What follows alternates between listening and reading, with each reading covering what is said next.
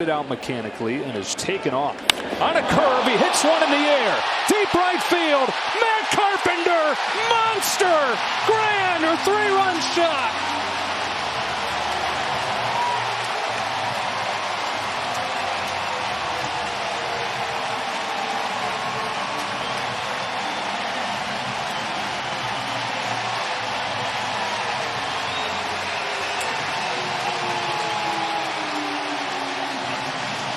His 12th in 30 games with the Yankees.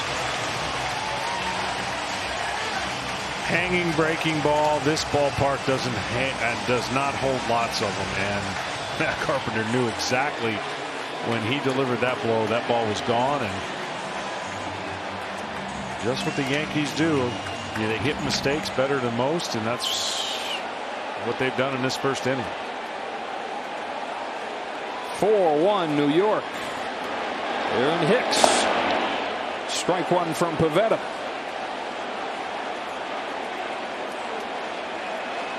If you know Matt Carpenter's story from start to this point, you're not surprised that he was able to do what he's doing right now. And they're hoping to break this game open right here. In the air to right center field. Matt Carpenter has done it again. Out of his mind. His second three-run blast.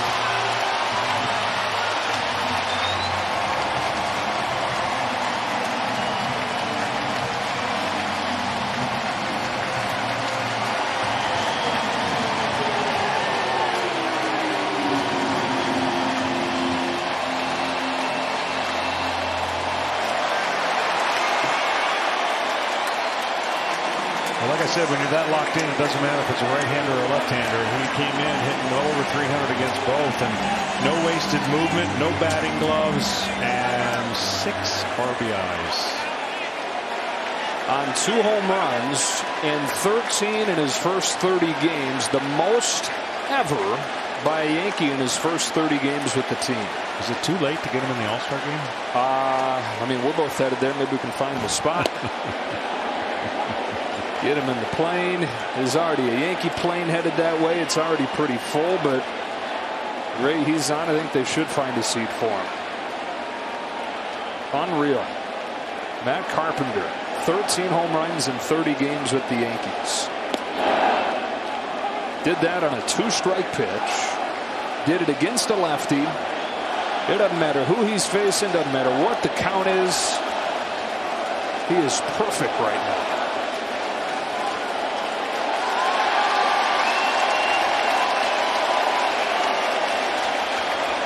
And he grew that mustache in 2 days, by the way. That's how you know you're meant to be a Yankee. Yeah, signs the deal, wakes up, looks in the mirror and says, wow, where'd that come from?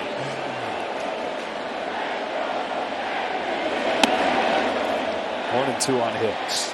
We've seen it, haven't we, through the years? Some guys go the other direction when they get here. Some guys get in New York, in the big markets, and they just thrive. And maybe that's making a story where there is none, but he sure seems like he is in the right place. No, these two cities both have that same issue. Not everybody can play in Boston. Not everybody can play here. And I think the confidence, again, it goes back to the roots of what made him a big leaguer. And I think when you go back and kind of investigate his story, you'll realize, well, if that didn't bother him, this is not going to bother him. And he had gotten back to his mechanical swing that he had lost, obviously. And he's riding it right now. It's a balloon. It looks like a beach ball coming to the plate. That story you're touching on, it goes back to his time at TCU. Yes. He played 5 seasons at TCU. Nobody plays 5 years of college baseball and then goes on to have a big league career period. He was hitting $185 as a junior there. Didn't get drafted after his senior year. Had Tommy John surgery, weight balloon.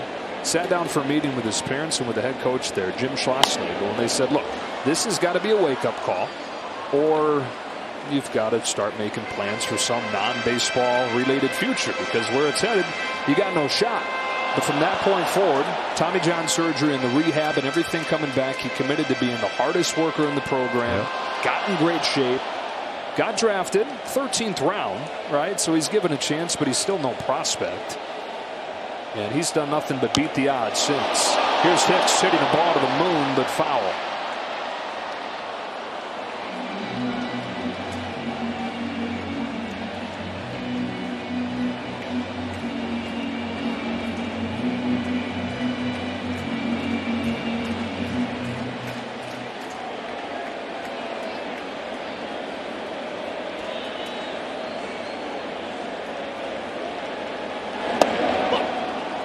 Hicks down swinging, 2 gone.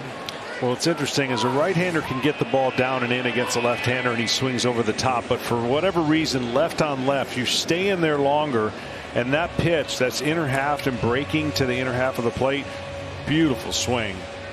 Lefties are trying to sweep the ball away from a left-handed batter, and he got it right in the nitro zone, and at this point a 7-run lead.